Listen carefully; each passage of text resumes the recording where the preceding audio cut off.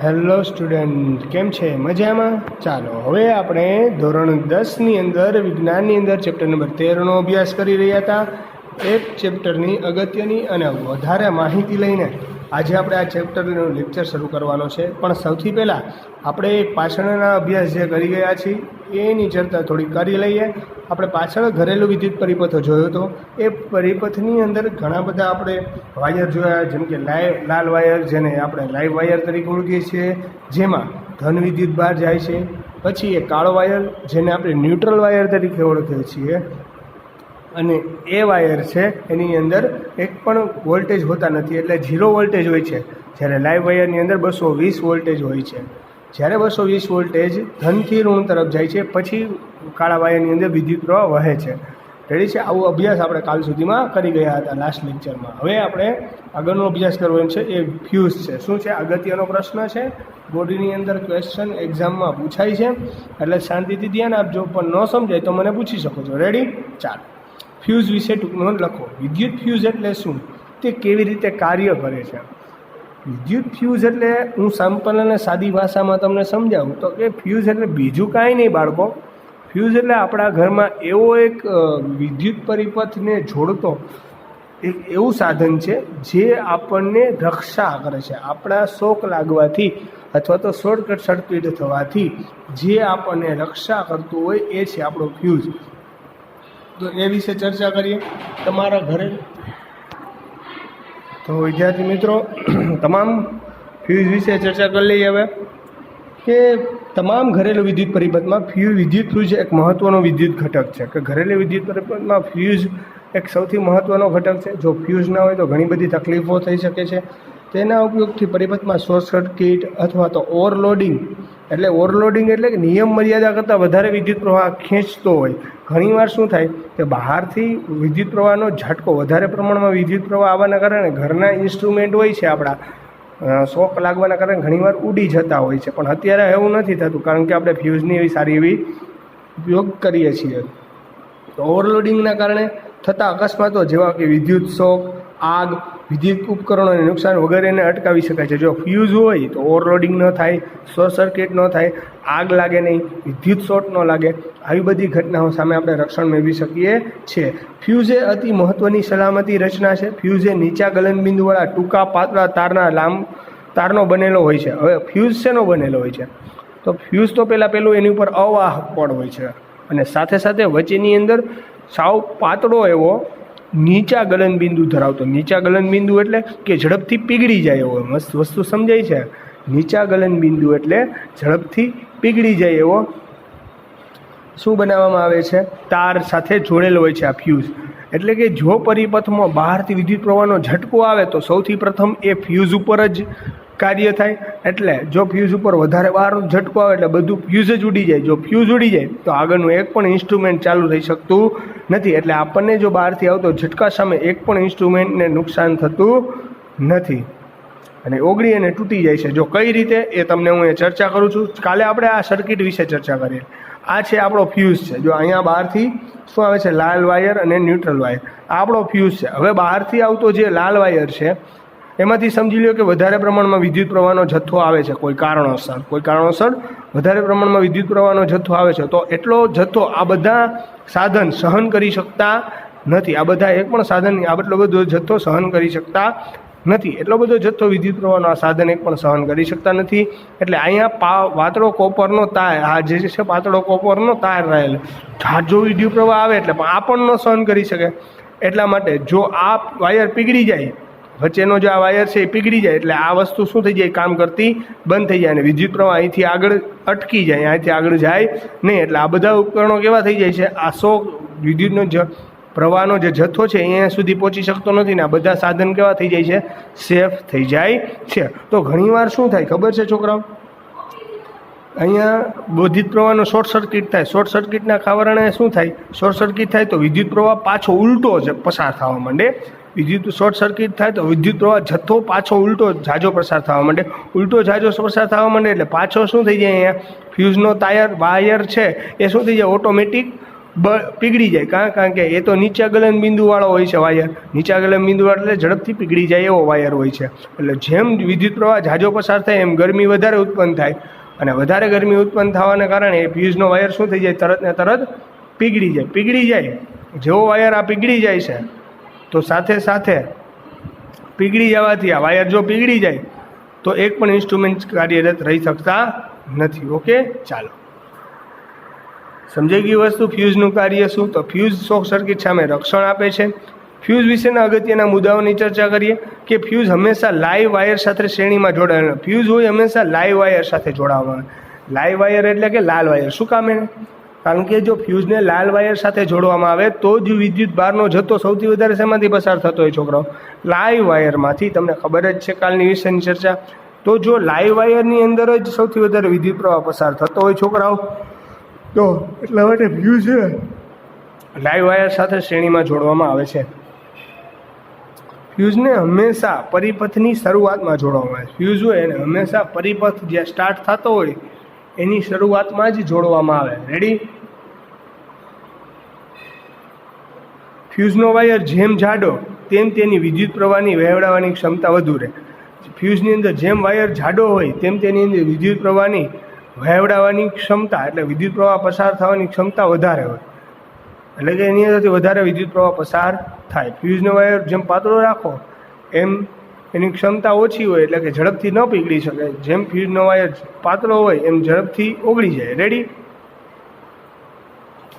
અને ફ્યુઝને હંમેશા પરિપથની શરૂઆત થાય ત્યાં જ જોડવા. જો ફ્યુઝની રચના આવી હોય. રેડી? તમે આ જોઈ શકો છો. આ જે છે ફ્યુઝ એ નાનો ફ્યુઝ છે, બરોબર? એ નાના ઇન્સ્ટ્રુમેન્ટમાં ઉપયોગ થાય છે. પણ આ જે ફ્યુઝ છે એ ઘરેલું વિદ્યુત પ્રવાહ એસી કરંટમાં યુઝ થાય છે. રેડી? આ એસી કરંટ કે જેમ કે આપણા ઘરમાં આવતો ફ્યુઝ, આ જે વાયર છે બ્લુ કલરનો તમને જે દેખાય છે એ વાયર છે. એ વાયર પીગળી જાય એટલે અહીંથી વિદ્યુત પ્રવાહ પસાર થતો અટકી જાય. રેડી છે? મહત્તમ વિદ્યુત પ્રવાહ જે પરિપથમાં ખમી શકે તેના કરતાં ઓછા વિદ્યુત પ્રવાહ ધારણ ક્ષમતા વિદ્યુત પ્રવાહ રેટિંગ પણ કહે છે વાળો ફ્યુઝ હોવો જોઈએ. એટલે કે મહત્તમ વિદ્યુત પ્રવાહ જે પરિપથ ખમી શકે છે તેના ઓછા વિદ્યુત પ્રવાહ ધારણ ક્ષમતા ફ્યુઝ હોવો જોઈએ. જેટલો મહત્તમ આપણું એપ્લાયન્સીસ છે, જે પણ આપણા સાધનો છે, જેટલું વિદ્યુત પ્રવાહની ક્ષમતા ધારણ કરી શકે એનાથી થોડોક ઓછો ક્ષમતાવાળો આ ફ્યુઝ હોવો જરૂરી છે. સાથે સાથે ઘરેલું વિદ્યુત પરિપથમાં વિવિધ પ્રકારના વિદ્યુત ફ્યુઝ આકૃતિમાં દર્શાવવામાં આવેલા છે. બે પ્રકારના વિદ્યુત ફ્યુઝ આકૃતિમાં દર્શાવવામાં આવેલા છે, તમે નિરાતે જોઈ શકો છો. રેડી? સાથે સાથે વિદ્યુત ફ્યુઝના ઉપયોગથી વિદ્યુત પરિપથ તથા વિદ્યુત ઉપકરણમાં વહેતા અનિચ્છનીય વિદ્યુત પ્રવાહને અટકાવી શકાય છે. કે આપણે ઈચ્છા નથી કે આ વિદ્યુત પ્રવાહ આપણા ઉપકરણોને નુકસાન કરી શકે છે, તો આપણે પહેલેથી જ જો ફ્યુઝ કાઢી લઈએ તો અંદર એક પણ ઇન્સ્ટ્રુમેન્ટને વિદ્યુત પ્રવાહ મળી શકતો નથી. એટલા માટે ત્યાંથી શું થઈ જાય, અટકી જાય છે. એટલે ઘણીવાર જ્યારે વિદ્યુત ઘરની અંદર શોર્ટ સર્કિટ થાય તો સૌપ્રથમ આપણો ફ્યુઝ જ ઉડી જાય છે. ફ્યુઝ ઉડવું એટલે બીજું કાંઈ નહીં, આ વાયર હોય છે કોપરનો એ પીગળી જાય છે, બરાબર?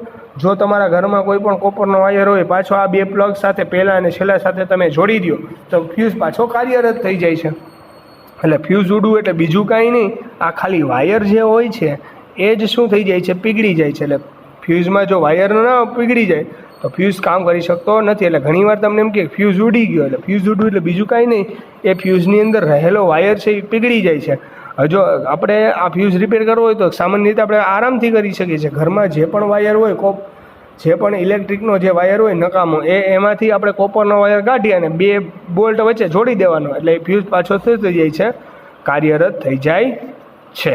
રેડી? આ થઈ ગઈ આપણી આખી ઘટના ફ્યુઝની. ફ્યુઝ વિશે ટૂંક નોંધ છે 1 થી 2 માર્કની અંદર પૂછાય છે, તો મહત્ત્વની છે. એટલે તમે આ જોઈ શકો છો. કાંઈ પણ ના સમજાય કે ન ખબર પડતી હોય તો પૂછી શકો છો. ઓકે,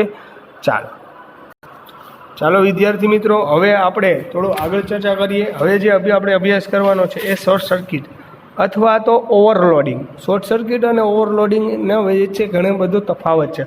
ઓવરલોડિંગ એટલે બીજું કાંઈ નહીં, બહારથી આવતો વિદ્યુત પ્રવાહનો મોટો જથ્થો, એને કહેવાય ઓવરલોડિંગ. એને શું કહેવાય આપણે? ઓવરલોડિંગ. ઓવરલોડિંગ એટલે વધારે પ્રમાણનો વિદ્યુતનો જથ્થો અહીંયા પહોંચતો હોય, એને કહેવાય આપણે ઓવરલોડિંગ. રેડી છે? તો શોર્ટ સર્કિટ અને ઓવરલોડિંગ વચ્ચેનો તફાવત. શોર્ટ સર્કિટ, જો લાઈવ વાયર અને ન્યુટ્રલ વાયરનું પ્લાસ્ટિક શોર્ટ સર્કિટ કોને કહે? જો લાઈવ વાયર અથવા ન્યુટ્રલ વાયર, તમને ખબર જ છે કે વાયર 3 પ્રકારના આવે છે. લાલ વાયર એટલે કે એને કહેવાય પોઝિટિવ વાયર, એને લાઈવ વાયર તરીકે ઓળખી શકાય. બ્લેક વાયર એટલે કે કાળો વાયર, એને ન્યુટ્રલ વાયર તરીકે પણ ઓળખી શકાય. સાથે સાથે એને રેડી. તો પ્લાસ્ટિક, હવે જો લાઈવ વાયર હોય એની ઉપર લાલ રંગનું પણ આવરણ ચડાયેલું હોય. હવે કોઈ કારણોસર એ આવરણ છે, ઘણીવાર શું થાય, વધારે વિદ્યુત પ્રવાહનો ઝટકો આવવાના કારણે એ લાલ કલરનું જે વાયર ઉપર આવરણ છે અથવા તો કાળા કલરનું જે આવરણ છે એ વધારે વિદ્યુત પ્રવાહના ઝટકાને કારણે બળી જાય અથવા તો પીગળી જાય અથવા તો કોઈ કારણોસર કટ થઈ જાય, સમજી લ્યો. તો તેની અંદરથી પ્લાસ્ટિકનું આવરણ કટ થવાથી અંદરનો જે વિદ્યુત પ્રવાહ કોપર તારની અંદર, એની પ્લાસ્ટિકની આવરણની અંદર જે કોપરનું પડ હોય છે એનાથી વિદ્યુત પ્રવાહ લીકેજ થવાનું શરૂ થાય છે. અહીંયાથી શું થવાનું શરૂ થાય છે? વિદ્યુત પ્રવાહનું લીકેજ થવાનું શરૂ થાય છે. એકબીજા સાથે સંપર્કમાં આવવું તેને શોર્ટ, બરોબર છે. અને શું થઈ જાય? જ્યાંથી લીકેજ થાય ને ભૂલમાંથી જો આપણે અહીંયા અડી જઈએ તો વિદ્યુત પ્રવાહ આપણી અંદર પસાર થવામાં આવે છે, સમજાઈ ગયું? તો વિદ્યુત પ્રવાહ તો શું કરે? જે વિદ્યુત પ્રવાહ હંમેશા શું ગોતતું હોય કે વિદ્યુત વાહક ગોતતું હોય. તો આપણું શરીર છે એ વિદ્યુતનું વાહક છે. એટલે જ્યારે પણ આપણે વિદ્યુત પ્રવાહને અડીએ છીએ ને એટલે તરત વિદ્યુત પ્રવાહ વાહક હોય એટલે આપણી અંદરથી તરત, કેમ ચુંબક હોય તો એની લોખંડને આકર્ષે, એવી રીતે આપણે પણ એક તરીકે ચુંબક છે. એટલે આપણી અંદર તો વિદ્યુતનું વહન થઈ શકે છે. એટલા માટે જેવો પણ આપણે વિદ્યુત પ્રવાહ જ્યાં લીકેજ થતું હોય અહીંયા અડીએ એટલે તરત આપણી અંદર શું થવા માંડે છે? વિદ્યુત પ્રવાહ ફરવા માંડે છે ને આપણને શોક લાગે છે. હવે જો એ વિદ્યુત પ્રવાહ સતત ને સતત આપણી અંદર ફરતો રહે ને આપણા આખા શરીરમાંથી પસાર થઈ જાય તો આપણે શોક લાગવાના કારણે, અકસ્માતના કારણે મૃત્યુ પણ થઈ શકે છે. પણ આપણી અંદર શું થાય છે કે આપણને લાઈવ વાયર છે એટલે વિદ્યુત પ્રવાહ હોય નાનો ઝટકો લાગીને મૂકી જાય છે. કારણ કે આપણે કોઈના કોઈ કારણોસર જો કોઈ અવાહક વસ્તુ આપણી સાથે અડકેલી હોય એટલે આપણી અંદરથી પૂરેપૂરો કરંટ પસાર થઈ શકતો નથી. જો બે વાયર કાં તો સીધી રીતે અથવા તો કોઈ વાહક દ્વારા સંપર્કમાં આવે, કોઈ સમજી લ્યો કે લાઈવ વાયર અને ન્યુટ્રલ વાયર કોઈ આડકતરી રીતે એકબીજા સાથે ભેગા થઈ ગયા તો પણ શોર્ટ સર્કિટ થાય. આમ લાઈવ વાયર અને ન્યુટ્રલ વાયર એકબીજા સાથે સંપર્કમાં આવવું તેને શોર્ટ સર્કિટ કહે છે. એટલે કે લાઈવ વાયર અને ન્યુટ્રલ વાયર જો એકબીજાને ભેગા થઈ જાય કોઈ કારણોસર અને જો શોર્ટ સર્કિટ જો અને થાય તો એને કહેવાય શોર્ટ સર્કિટ. આ કિસ્સામાં પરિપથનો અવરોધ લગભગ શૂન્ય થઈ જાય. એટલે પરિપથનો અવરોધ કેવો થઈ જાય? શૂન્ય.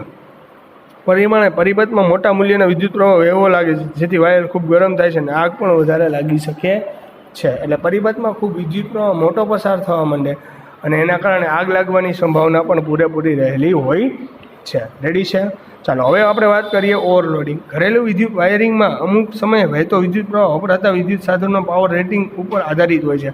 હવે ઘણીવાર શું થાય, આપણા ઘરની અંદર અમુક વિદ્યુતના ઉપકરણો કેવા હોય કે એની લિમિટમાં હોય, એટલે કે એને એટલા જ વોલ્ટેજ જોતા હોય. જો એનાથી વધારે વોલ્ટેજ આપવામાં આવે તો એ ઇન્સ્ટ્રુમેન્ટ કાં તો ઉડી જાય અને કાં તો શોક લાગે. આવી ઘટનાઓ થતી આપણે જોવા મળે છે ઘણીવાર આવી ઘટના. કારણ કે આપણી અંદર બહારથી જે વિદ્યુત વોલ્ટેજ આવતો હોય 220 વોલ્ટનો હોય. કેટલા વોલ્ટનો હોય?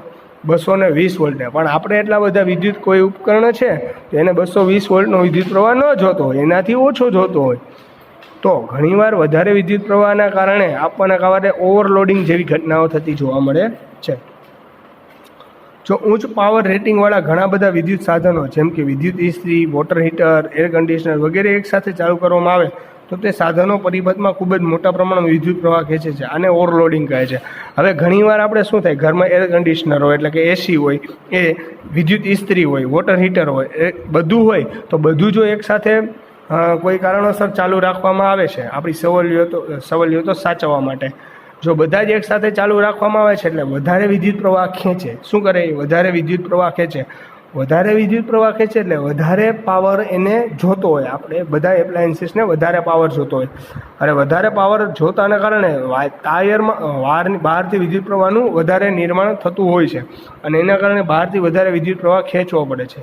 તેથી ઘરેલું પરિપથમાં વાયરિંગમાં તાંબા, એલ્યુમિનિયમ વાયર અતિ ઊંચા તાપમાને ગરમ થાય છે. એટલે આપણા ઘરેલું વિદ્યુત પરિપથમાં જે પણ વાયરો ઉપયોગ થાય છે એ તાંબાનો હોય કાં તો કોપરનો હોય, કોપર એટલે તાંબાનો હોય કાં એલ્યુમિનિયમનો હોય. એટલે વધારે તાપમાનમાં ગરમ થવાથી વાયર શું થઈ જાય? પીગળી જાય અને એના કારણે પણ શોર્ટ સર્કિટ થાય. એને કહેવાય ઓવરલોડિંગ. એટલે આ છે તફાવત ઓવરલોડિંગ અને શોર્ટ સર્કિટનો. જો આમાં કોઈને પણ કાંઈ ક્વેરી હોય, કાંઈ ન સમજાતું હોય કે ન ખબર પડતી હોય, જો પણ કોઈ પ્રશ્ન રહી જાય તો તમે મને પૂછી શકો છો. એટલે આપણે આ જો ઓવરલોડિંગ માટે 3 પ્રવાહ માટે જરૂરી છે. હવે થોડોક આપણે એક વસ્તુ ઘરેલું પરિપથમાં ઓવરલોડિંગ માટે જવાબદાર 3 પરિબળોની યાદી બનાવો. શું કામ ઓવરલોડિંગ થાય છે? એક તો લાઈવ વાયર, ન્યુટ્રલ વાયરનો સીધો સંપર્ક. જો લાઈવ વાયર અને ન્યુટ્રલ વાયર કોઈ કારણોસર બે સીધા એકબીજાને ભેગા થઈ જાય ને તો ધડાકો થાય. ધડાકો થાય એટલે કે ઓવરલોડિંગ થઈ જાય. પુરવઠા વોલ્ટેજમાં અચાનક મોટો વધારો. હવે ઘણીવાર બહારથી આવતો વિદ્યુત પ્રવાહનો ઝાટકો લાગે તો પણ એને ઓવરલોડિંગ કહેવામાં આવે છે.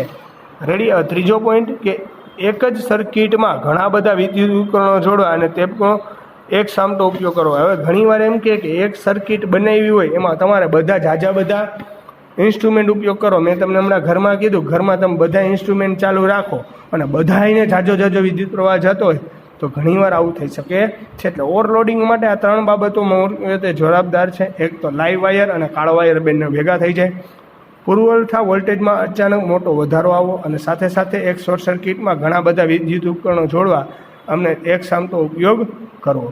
રેડી? આમાં જો કોઈને કાંઈ પ્રશ્ન હોય, કાંઈ ક્વેરી હોય, કંઈ નથી સમજાતું એવું કાંઈ લાગે તો તમે મને પૂછી શકો છો. ઓકે, ચાલો આજે માટે આપણે આટલું રાખીએ. આગળ હવે આપણે બીજા અભ્યાસમાં સમજીશું. ઓકે, ચાલો, good bye and take care.